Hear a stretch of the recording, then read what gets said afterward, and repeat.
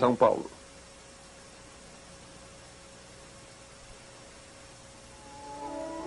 Era uma época de guerra e de guerra civil. Revoltas nas cidades. Heresias dentro da igreja. Uma época cheia de conflitos amargos em casa e no exterior, quando os homens começaram a tomar seus destinos em suas próprias mãos. O final da Idade Média, neste episódio de A Tradição Ocidental.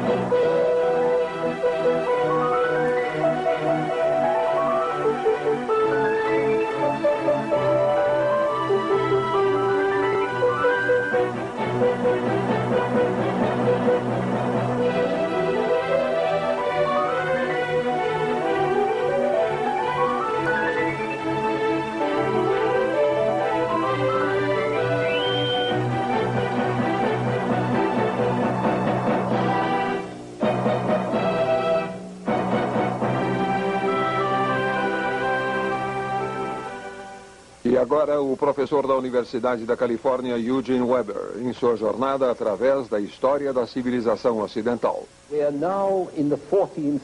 Estamos agora nos séculos 13 e 14, mais conhecidos como o final da Idade Média. É um tempo de mudanças, de novas economias, novos poderes e a formação de um novo tipo de Estado. Por outro lado, ele está cheio dos mesmos horrores, guerras infindáveis, pobreza terrível, pragas mortais. Podemos chamar de uma época de transição, embora todas as épocas sejam de transição. Pode-se dizer que ela era crescentemente dinâmica, mas você não gostaria de viver nela.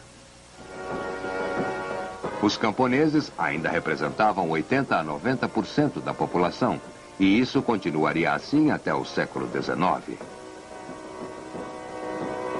Nobres e clero ainda eram ricos e poderosos, e permaneceriam assim por muito tempo. Mas o comércio e o crescimento da cidade trouxeram mudanças básicas para a Europa. Burgueses, mercadores, pessoas da cidade em geral, introduziram as novidades do dinheiro, economia, capital, investimentos, noções de lucro e trabalho assalariado, novas divisões sociais e novas tensões que vieram com elas.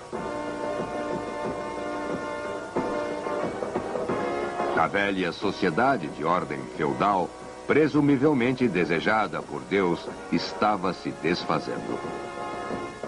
Pior ainda, arrastava-se em conflitos civis. Por exemplo, a longa luta por supremacia entre papas italianos e imperadores alemães estava enfraquecendo os imperadores que desperdiçavam sua energia em conflitos no estrangeiro, quando deviam estar cuidando dos problemas domésticos.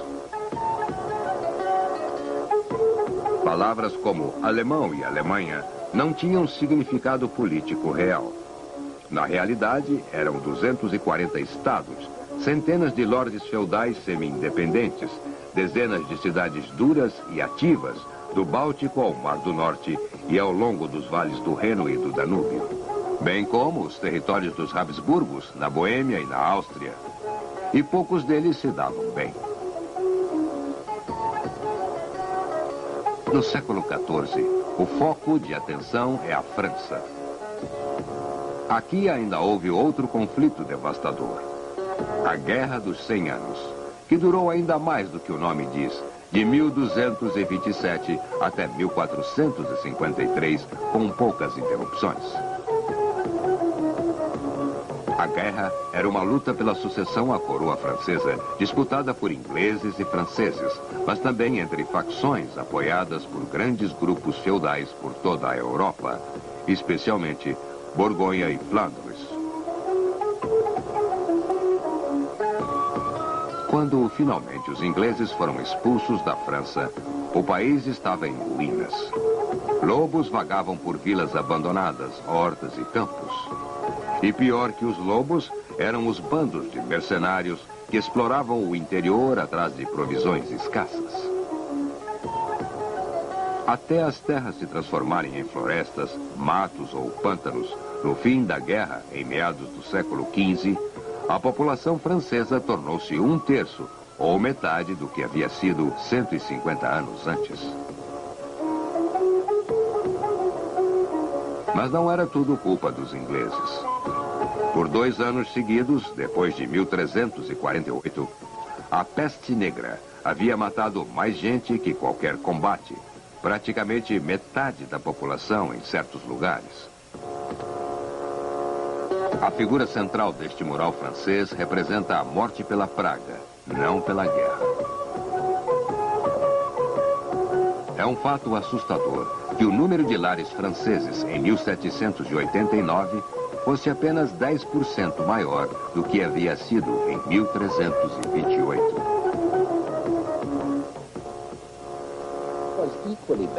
Igualmente ruim, os custos da guerra consumiram os recursos que poderiam ter sido usados para uso produtivo. Se você forja espadas, não pode forjar arados. Se constrói castelos, não pode construir moinhos, pontes, nem estradas, nem reconstruir aquelas que estão sendo destruídas. E não são apenas bens materiais que estão destruídos. Enquanto a luta se arrasta, a própria ordem feudal começa a desmoronar. O feudalismo, antes de tudo, era sobre serviço militar. Mas serviço por curto tempo não era de muita utilidade numa guerra interminável. Então, os exércitos tornaram-se mais permanentes e profissionais. Quanto mais especializados fossem os soldados e seus armamentos, e incidentalmente essa foi a época em que a artilharia apareceu, mais dinheiro você precisava para eles.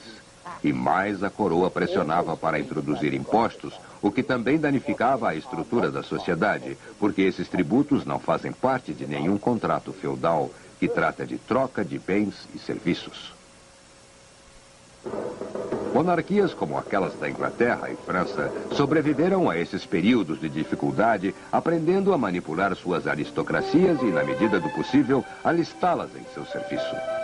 Novos impostos, que apenas os comuns pagavam, forneciam os fundos para o apoio real, que atraía os nobres e os conquistava para os interesses da coroa. Claro que os impostos danificavam ainda mais a economia. No meio da miséria e conflito, o consumo aberto dos grandes tornava-se mais evidente. Eram vestes caras e chamativas. Havia chapéus de mulheres tão altos que em 1418 as portas de um castelo real na França tiveram que ser aumentadas para permitir que a rainha e suas damas passassem. E isso durante a pior fase das lutas. Apesar de tal loucura, os franceses conseguiram expulsar os ingleses em 1453, exceto numa base militar em Calais. Mas essa grande vitória para a França foi obscurecida naquele mesmo ano por uma derrota ainda maior de um pequeno império, Bizâncio.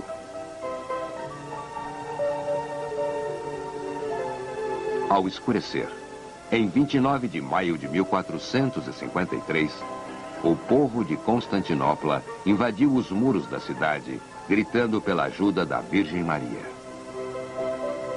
Sitiada durante 50 dias por 160 mil turcos, a cidade não tinha homens suficientes para guarnecer os longos muros, nem para consertar as pontes dos rombos provocados por 130 canhões, e uma frota composta de 250 navios. 1 hora depois da meia-noite, o ataque turco começou. Ao meio-dia do dia 30, Bizâncio estava morta depois de mais de 1000 anos. No Ocidente, no entanto, sua queda já tinha sido considerada inevitável. A Europa tinha outros interesses. Os ingleses estavam ocupados na última metade do século XV com uma guerra civil. Era a guerra de sucessão chamada poeticamente de Guerra das Rosas, pois o emblema dos dois grupos lutando pela coroa era uma rosa branca pela casa de York e uma rosa vermelha pela casa de Lancaster.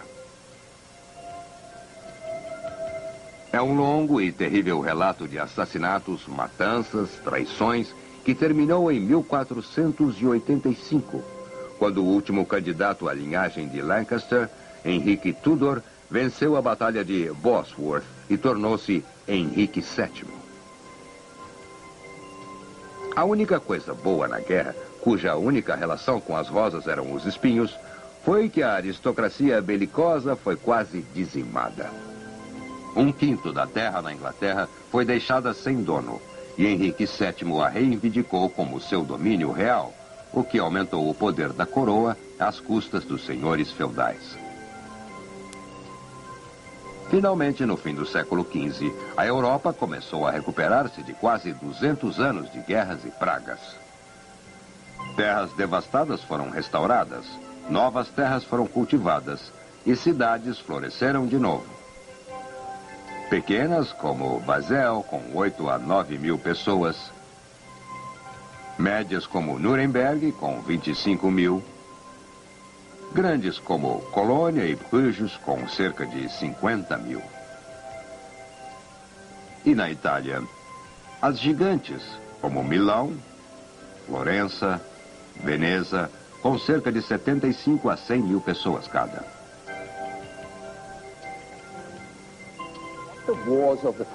O que as guerras dos séculos XIV e XV iniciaram, acabando com a nobreza e fortalecendo os reis, essas cidades iriam continuar.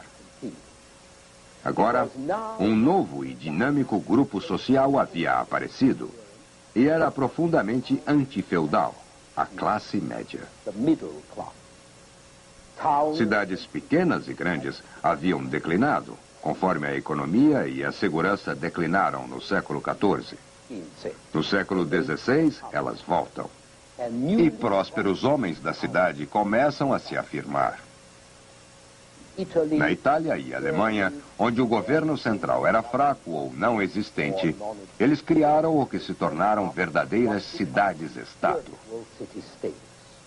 Na Inglaterra, e num grau menor na França, eles se tornaram aliados da coroa, contra a aristocracia feudal.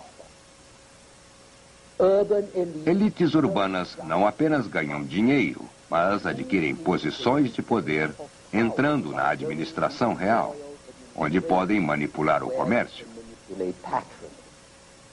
Ainda assim, à medida em que aumentam em número, enquanto a economia mercantil monetária aumenta, a vida do campo também foi afetada.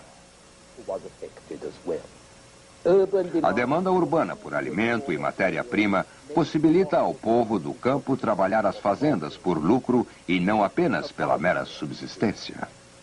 O aumento de preços e maior quantidade de dinheiro também dava aos camponeses os meios de comprar sua liberdade, trocar o trabalho de seu vizinho por pagamentos em dinheiro ou mudar para as cidades, onde, como dizia o ditado, o ar da cidade dá liberdade. Muitas coisas que aconteceram neste período e mais tarde, inclusive a Renascença e a Reforma, eram sintomas do desenvolvimento da classe média urbana. Foi nos anos 1300 e 1400 que famílias comuns receberam sobrenomes, o que lhes possibilitava um novo tipo de personalidade. Foi também neste período que mais homens sem berço começaram a obter reconhecimento e poder. O melhor exemplo disso eram os grandes líderes italianos de guerra dos séculos XIV e XV, os condottieri. Esse é Francesco Sforza, cuja família reinou em Milão. Seu pai era um fazendeiro. Sir John Hawkwood era filho de um curtidor de peles. Ele tornou-se capitão-geral de Florença e casou-se com a filha de um duque. Erasmo Gattamelata e Bartolomeo Colleoni eram plebeus que se tornaram generais de Veneza. Estátuas deste tipo eram até então reservadas aos imperadores romanos, Mas agora plebeus podiam aspirar às honras de reis. Ainda mais significativo eram os burgueses ricos, que começaram a competir com os senhores feudais por patentes e títulos. Esse é Dick Whittington, que fez fortuna e tornou-se Sir Richard Whittington, Lorde Prefeito de Londres. Naquela época em diante, o título de cavaleiro podia ser obtido no condado. E depois de 1500, na época dos Tudors, todos os grandes ministros, como Thomas Cromwell, William Cecil e seus descendentes, saíam das novas classes médias e não da nobreza feudal.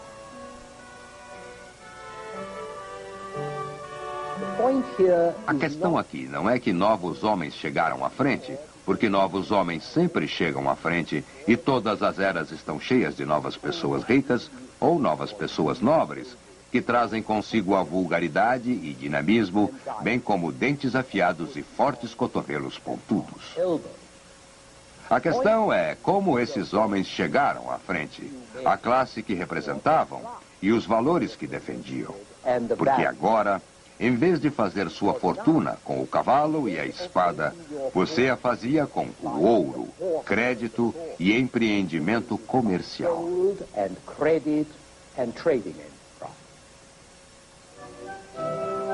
Não era mais o cavaleiro que perambulava pelo país, mas cada vez mais o trabalhador, o aprendiz em busca de trabalho, agora que a ordem feudal havia sido derrubada.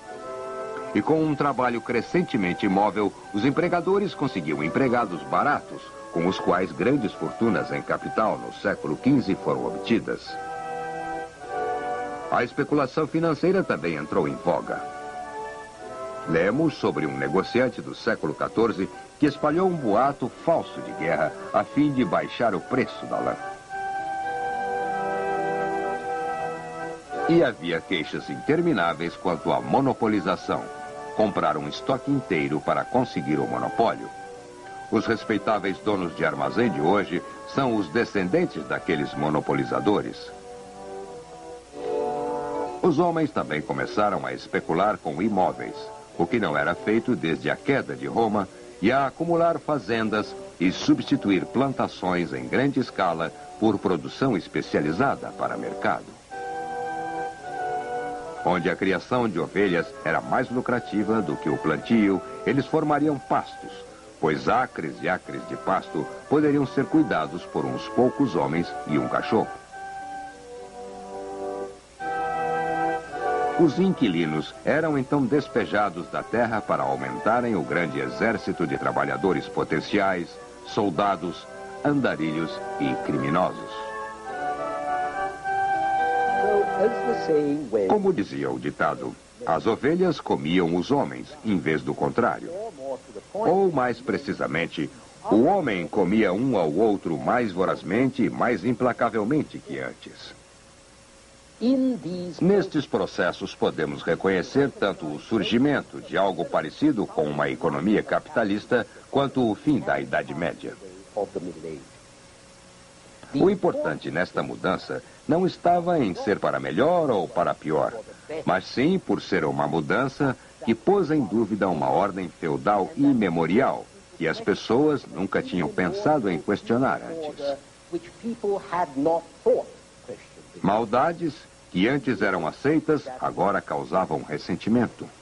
E ressentimentos que eram silenciosos, tornaram-se verbais.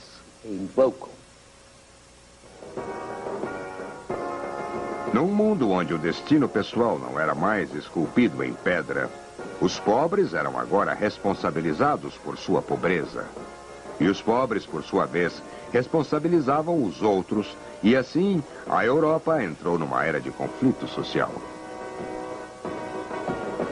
O século XIV, especialmente, foi cheio de rebeliões. Trabalhadores contra empregadores, pequenos negócios contra grandes negócios, camponeses contra senhores feudais e todos contra os impostos e os cobradores de impostos. As revoltas mais sérias eram nas cidades, porque era onde você encontrava a massa crítica pronta para qualquer coisa. E era também onde a revolta social adquiria tonalidades ideológicas e se transformava em heresia contra os ensinamentos estabelecidos da Igreja medieval. Rebelião era muito ruim, mas heresia era pior. Infelizmente, o direito de expressão na Europa era menos reconhecido que o direito de repressão. Assim, a heresia era frequentemente fatal para o herege, especialmente quando tomava a forma de uma revolta dos pobres contra a autoridade.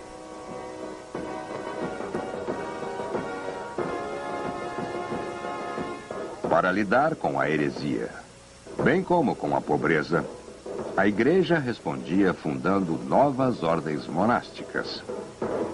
Principalmente os franciscanos, que tomavam o lado dos pobres, e os dominicanos, que rapidamente tomaram o lado contra os pobres.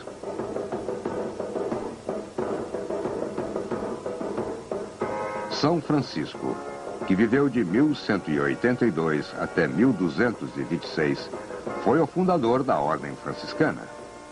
Filho de um rico mercador italiano, Francisco foi um tipo de playboy em sua juventude, e quando assumiu a religião, seus ensinamentos refletiam isso.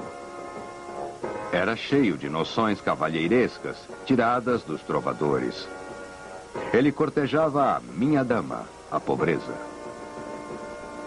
Ele fazia amigos entre os animais, como se vivesse num conto de fadas. Seu tom era bem-humorado e popular, como os seus seguidores.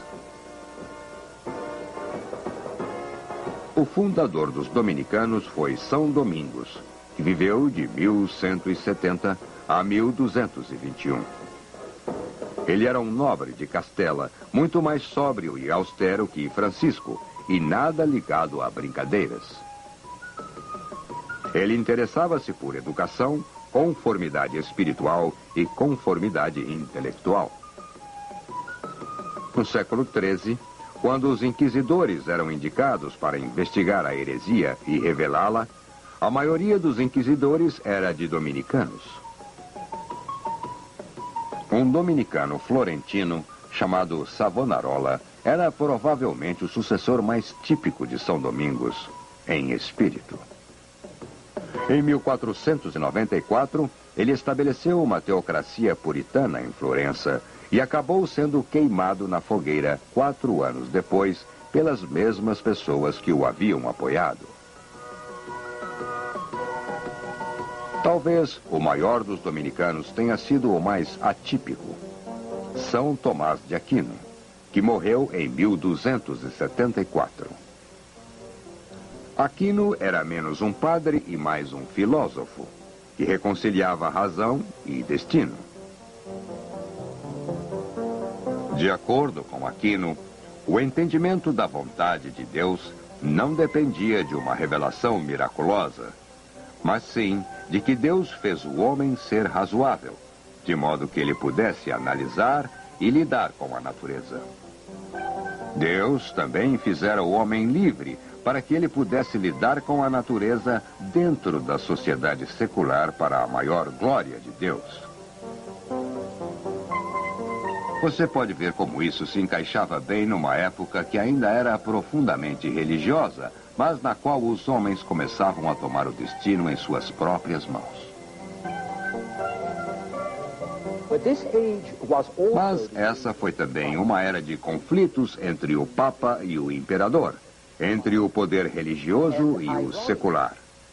Ironicamente, foi Aquino, o grande teólogo católico, que forneceu uma base intelectual sólida para um Estado que era secular e racional, onde os príncipes administravam uma justiça que não era puramente arbitrária, mas baseada em procedimentos lógicos, previsíveis e codificados, como na lei romana, que o século XII estava redescobrindo no novo universo. Aquino estabeleceu como princípio que o direito humano não era destruído pelo direito divino. O Papa era o vigário de Deus na terra e a Igreja era proeminente em assuntos espirituais. Mas nos assuntos de bem civil, era melhor obedecer ao poder secular que ao poder espiritual. E além do mais, a lei e a justiça, que Aquino considerava como partes da razão de Deus, estavam acessíveis simplesmente usando nossa própria razão humana. E isso, por sua vez, significava que a lei e a justiça eram acessíveis a todos os homens razoáveis, fossem eles cristãos ou pagãos. Para enfatizar o argumento, a luz da razão não dependia da igreja. Ela brilhava sobre toda a humanidade, e toda a humanidade fazia parte da mesma comunidade. Hoje tendemos a ver isso como um clichê, mas esta comunidade de homens era potencialmente uma força muito subversiva, numa era de rígidas distinções sociais, como veremos em nosso próximo programa. As we shall see in our next program.